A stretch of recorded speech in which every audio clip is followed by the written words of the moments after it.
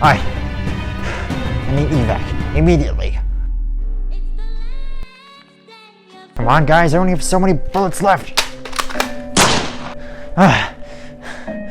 There's gotta be another way to do this.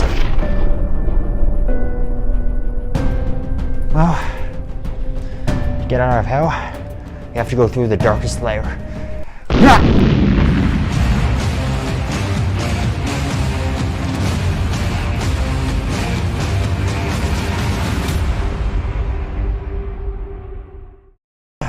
Well, that was a lot easier than getting through this movie, I can tell you that much. Hello there everybody, it's me, the Canadian Movie Buff, with a review of Hellboy, Call of Darkness, or Hellboy 2019, depending on where you live.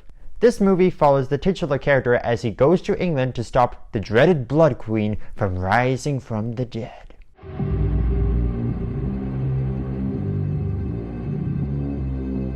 I think it's safe to say that without the involvement of Guillermo del Toro, this movie had a lot to live up to. I gotta hand it to them, they did try their best to emulate what made the first two movies successful, but it felt as if they were too focused on making this R-rated than actually making it good.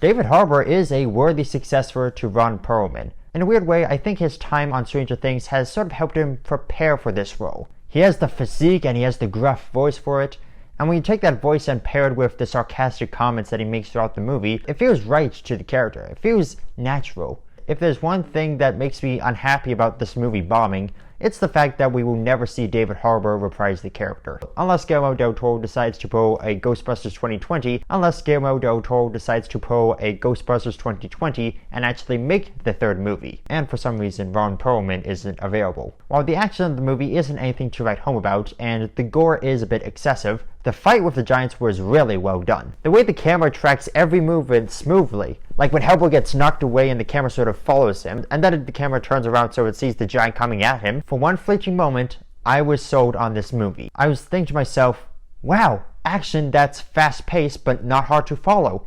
No crazy jump cuts, no shakiness, just good, clean, smooth pans and transitions. This was around the 20-minute mark in a 2-hour film, so my thinking was, with the bar set that high, it can only go up from here, right? Right?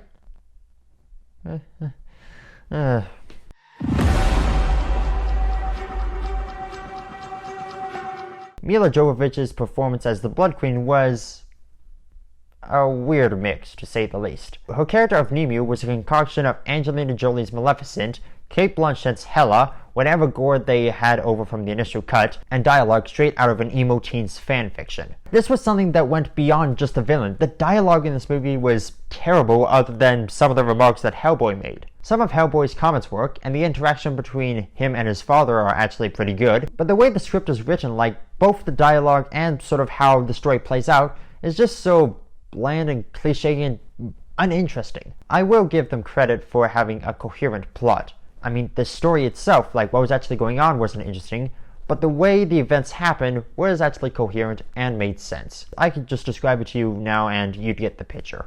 I won't because, well, it's not a spoiler review. And while on the topic, despite the high-level stakes of saving the world, he doesn't really do anything special that saves the world. I mean, he has a fight with the second-hand man, and when the villain is giving a speech about how this will usher in a great new era, he decides to chop her head off. Consider that my not official spoiler. And actually, I want to quickly draw back on the story before we get into the humor. Turns out it took inspiration from 4 graphic novels.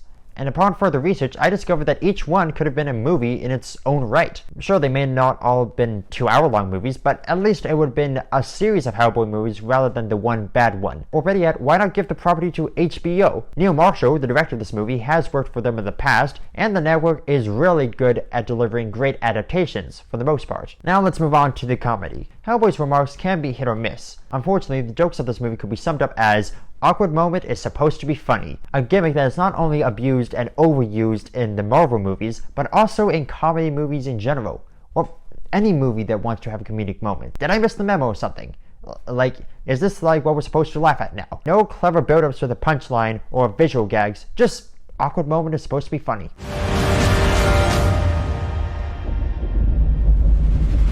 Hellboy feels like it was made just for the sole purpose of having an R-rated version of the character. In the right hands, it could have been done, but those hands would have written a better script, for starters. This movie should have been a goldmine, but instead, it's a bargain bin deal. It's not without its bright spots, just better enjoyed on Netflix. Alright, that's my review of Hellboy, Call of Darkness, or Hellboy 2019, whichever you want to call it. Have you seen it? Probably not, because it bombed. It really bombed at the box office. If you have, leave your answer and thoughts by commenting down below, and why not leave your thoughts on the original Del Toro movies. Leave a like if you enjoyed the video, subscribe, and hit the bell icon if you're new here. And as always, this is the Canadian Movie Buff saying I hope you had a fantastic weekend at the movies. See ya!